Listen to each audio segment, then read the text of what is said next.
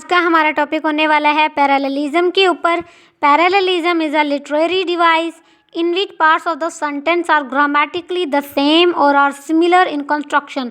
Parallelism वो literary device है जिसके अंदर पार्ट्स ऑफ सेंटेंस ग्रामेटिकली एक जैसे होते हैं, या फिर जब हम उनको बना रहे होते हैं तो उनका जो सेंटेंस स्ट्रक्चर है वो एक जैसा होता है। ये कोई वर्ड हो सकता है, कोई फ्रेज हो सकता है, और इवन एंटायर हमारा सेंटेंस भी हो सकता है, जिसको हमने अपने स्पीच के अंदर, जिसको हमने अपने राइटिंग के अंदर बार बार रिपीट किया है, बार बार इस्तेमाल किया है। तो इस सब को हम कहते हैं पैरेललिज्म, यानी आपके स्पीच के अंदर एक रिदम पाया जाता है, आपका जो स्पीच है उसके अंदर एक बैलेंस पाया जाता है। ठीक है, फॉर एग्जाम्पल हमारे पास एक पोइम है आई हैव अ ड्रीम। अब ये जो आई हैव अ ड्रीम है इसके अंदर बार बार जो है ना हमें रेपिटेशन मिलती है आई हैव अ ड्रीम की। ये इसलिए किया जाता है ताकि जो ये सेंटेंस है इसके ज़रिए से जो लोग हैं उनके अटेंशन को कैप्चर किया जा सके, अपने स्पीच के अंदर एक रिदम को क्रिएट किया जा सके, इसको लोगों के लिए मेमोरेबल बनाया जा सके, लोग इसको हमेशा हमेशा के लिए अपने मेमोरी का हिस्सा बना लें, इसको याद रखें, इसका ये जो है ना एक मीनिंगफुल इम्पैक्ट जाए लोगों के ऊपर। Parallelism is found in every type of writing, from poetry to non-fiction, and is commonly used in speeches, character, dialogue, and poems. Parallelism को कहाँ कहाँ इस्तेमाल किया जाता है? Parallelism को हर जो राइटिंग की फॉर्म है उसके अंदर इस्तेमाल किया जाता है, पोइट्री के अंदर इस्तेमाल किया जाता है, कैरेक्टर के डायलॉग के अंदर इस्तेमाल किया जाता है, यानी हर जगह पर पैरेललिज्म का इस्तेमाल हमें मिलता है, फिर चाहे वो लैंग्वेज हो या लिटरेचर हो। लेकिन इसका जो ज़्यादा इस्तेमाल है वो हमें स्पीचेस में ही नज़र आता है। इसके बाद हमारे ऊपर एक अहम फरीज़ा आता है, यानी हमने एक इम्पोर्टेंट काम करना होता है, और वो ये करना होता है कि पैरेललिज्म के अंदर अगर कोई गड़बड़ आ रही है तो हमने उसको जो है ना क्या करना होता है, फाइंड करना होता है, उसको जांचना होता है, उसको सही करना होता है। So it's important to be able to spot faulty parallelism which occurs when one or more of the successive phrases do not match the meaning or grammar of the others। यानी वो sentences, वो phrases जिनको हमने बार बार इस्तेमाल किया है वो एक जैसे मीनिंग नहीं दे रहे, उनका जो ग्रामर है वो एक जैसा नहीं है, तो इस वजह से भी हमारे स्पीच के अंदर एरर आ सकता है। तो ये पैरेललिज्म नहीं है। हमने ये भी डिटर्मिन करना होता है अपने स्पीच के अंदर कि हम जो जुमले बार बार रिपीट कर रहे हैं उनका कोई मीनिंग भी निकल रहा है या नहीं, वो पैरेललिज्म के कैटेगरी में आते हैं या नहीं। लिटरेचर के अंदर पैरेललिज्म क्या होता है? In literature parallelism is used to convey messages of morality and emphasize ideas.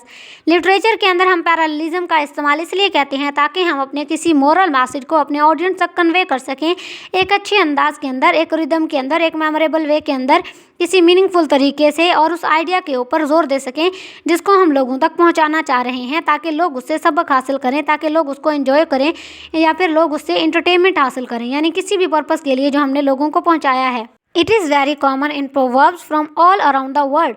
ये प्रोवर्ब्स में बहुत ज़्यादा हमें दिखाई देता है, यानी उसमें बहुत ज़्यादा इस्तेमाल किया जाता है पूरी दुनिया में।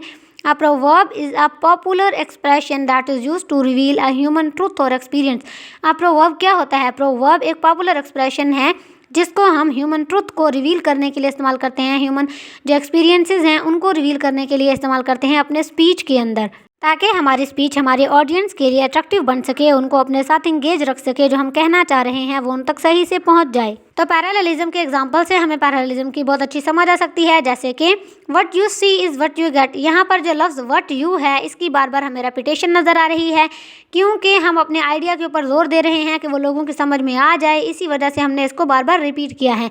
When the going gets tough, the tough get going। अब दूसरे सेंटेंस के अंदर हमने going gets tough का इस्तेमाल किया है ताकि जो हमारा मेन आइडिया है उसके ऊपर हम जोर दे सकें, इसी वजह से हमने इसके अंदर रिपीटेशन इस्तेमाल की है। Nothing ventured nothing gained, easy come easy go.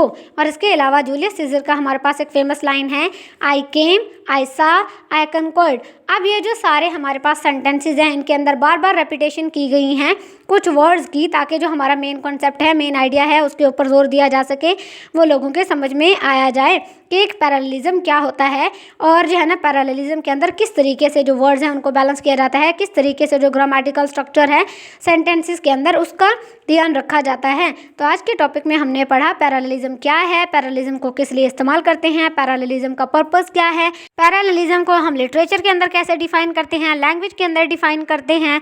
तो अगर आपको वीडियो पसंद आई है तो वीडियो को लाइक करें, चैनल को सब्सक्राइब करें और बेल आइकन को दबाना ना भूलना, ताकि इस तरह की मज़ीद वीडियोज़ आप लोगों को टाइम पर मिल सकें।